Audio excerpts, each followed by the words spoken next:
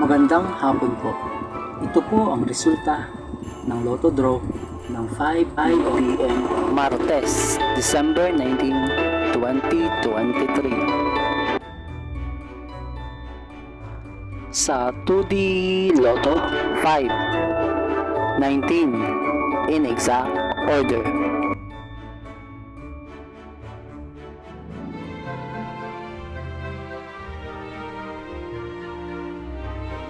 Sa 3D Lotto 2, 3, 8 in exact order.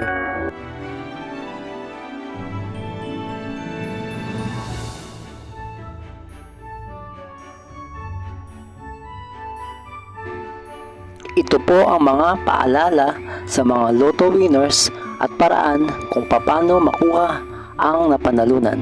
Ito po ang mga paalala sa mga Lotto winners at paraan kung paano makuha ang napanalunan. Ito po ang mga paalala sa mga Lotto winners at paraan kung paano makuha ang napanalunan.